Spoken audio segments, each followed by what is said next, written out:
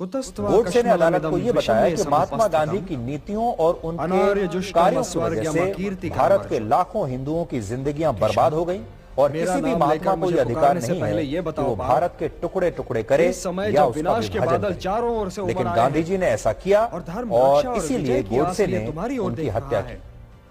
अपने बयान के दूसरे भाग में गोडसे ने कहा कि अगर देश के प्रति समर्पण रखना कोई पाप है तो मैं मानता हूं कि मैंने ये पाप किया है और मुझे पूरा विश्वास है कि इंसानों की इस अदालत के बाद भी एक और अदालत है जहां मेरे इस काम को गलत नहीं समझा जाएगा, क्योंकि मैंने ये काम मानवता की रक्षा के लिए किया है।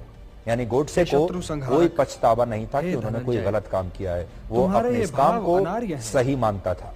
ये तुम्हें स्वर्ग से यहाँ एक बड़ी बात यह है और कि अदालत में जब महात्मा गांधी की हत्या के मामले की सुनवाई शुरू हुई, तिरस्कार का कारण बनकर रह जाओ। नाथूराम गोडसे पर जो आरोप लगाए गए थे उनके जवाब गोडसे को लिख कर देने थे और बाद में इन जवाबों को जज के सामने पढ़ा जाना था। लेकिन दूसरा पक्ष ये नहीं चाहता था, यानी जो सरकारी पक्ष था वो ये नहीं चाहता था कि गोडसे के जवाबों को अदालत में पढ़ा जाए और यही मांग तब अदालत से भी की। लेकिन अदालत ने उस समय इन आपत्तियों को खारिज कर दिया और इसके बाद गोडसे का ये जवाब अदालत में बाकायदा पढ़ा गया। और बड़ी बात यह है कि अगले दिन यही जवाब उस समय के सारे अखबारों के पहले पन्ने पर था, जिससे तत्कालीन प्रधानमंत्री जवाहरलाल नेहरू काफी चिंतित हो गए और काफी असहज हो गए। नेहरू को यह डर था कि गोडसे का पक्ष गांधी जी के प्रति देश के लोगों का नजरिया बदल सकता है, इसलिए वो गोडसे के बयान को सार्वजनिक रूप से प्रकाशित करने के खिलाफ थे और उन्होंने गोडसे के इन बयानों पर बाद में बैन भी लगा दिया था, प्रतिबंधित कर दिया था। और यह प्रतिबंध गोडसे के बयानों पर कई वर्षों तक लागू रहा।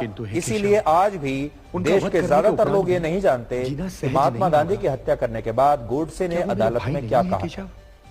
गोडसे ने महात्मा गांधी पर भारत का विभाजन करने और मुस्लिम तुष्टीकरण के गंभीर आरोप लगाए थे और इनका जिक्र अपने बयान के तीसरे अध्याय में गोडसे ने किया है। गोडसे ने कहा कि महात्मा गांधी ने कभी मस्जिद में गीता पढ़ने का साहस नहीं किया, क्योंकि वो जानते थे कि मुस्लिम इसके विरोध में खड़े हो जाएंगे। लेकिन हिंदू मंदिरों में उन्होंने कुरान पढ़नी जरूर शुरू कर दी, जिससे गोडसे को ऐसा लगा कि गांधी जी इस तरह से मुस्लिम तुष्टीकरण की राजनीति कर रहे हैं। हालांकि यहाँ एक तथ्य ये भी है कि महात्मा गांधी अपने जीवन काल में सिर्फ एक बार ही मंदिर गए, ये भी आप जान लीजिए। और इस युद्ध का महात्मा गांधी अपने जीवन काल में एक बार मंदिर गए थे बस। और गोडसे का यह भी कहना था कि महात्मा गांधी हिंदू मुस्लिम एकता की बात करते थे, लेकिन उन्होंने हमेशा अंग्रेजों की बांटो और राज करो की नीति को ही आगे बढ़ाया और भारत को बांट दिया और उन्होंने भारत का विभाजन करने में ब्रिटिश सरकार की मदद की। मेरा मार्गदर्शन कीजिए। गोडसे ने अपने जवाब में यह भी कहा कि महात्मा गांधी ने विभाजन के बाद भारत सरकार पर पाकिस्तान को उसके हिस्से के 55 करोड़ रुपए देने के लिए भी दबाव बनाया, लेकिन उन्होंने इस विभाजन के दौरान निर्वासित हिंदुओं के लिए कभी भी सच्चे मन से कोई प्रयास नहीं किया। असल में जिस समय भारत का विभाजन हुआ और भारत और पाकिस्तान बने, तब देश के सरकारी खजाने में लगभग 400 करोड़ रुपए जमा थे और विभाजन के तहत यह तय हुआ कि इन 400 करोड़ रुपए के खजाने में से 75 करोड़ रुपए पाकिस्तान को दिए जाएंगे और इस समझौते के तहत भारत ने 20 करोड़ रुपए की पहली किस्त पाकिस्तान को आजादी के समय ही दे भी दी थी। क्योंकि आप जानते हैं कि जब जमीन का बंटवारा हुआ और 2 देश बने तो खजाने का भी बंटवारा होगा और खजाने के बंटवारे में पाकिस्तान को 55 करोड़ मिले और दूसरी किस्त में भारत को पाकिस्तान को 55 करोड़ रुपए देने थे।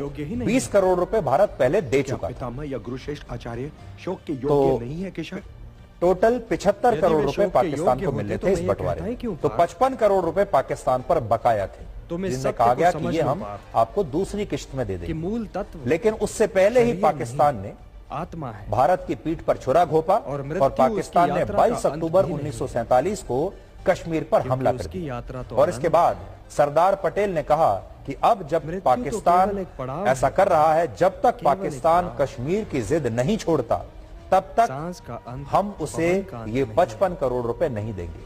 और सरदार पटेल की बात बिल्कुल सही थी।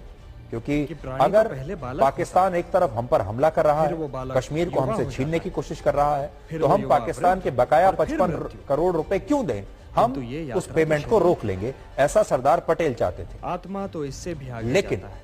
महात्मा गांधी बीच में आ वो गए एक और शरीर महात्मा को गांधी और नेहरू इस कोई मुद्दे और पर शरीर धारण कर सरदार लेता है। पटेल के खिलाफ हो गए और महात्मा गांधी ने तो इसलिए यहां जो तक कह यात्रा दिया मृत्यु पर कि वो समाप्त किसी होता भी कीमत पर इस समझौते तो को केवल शरीर की टूटने यात्रा नहीं होता देंगे और ये 55 शरीर करोड़ रुपए की भारत यात्रा को है। देने ही चाहिए।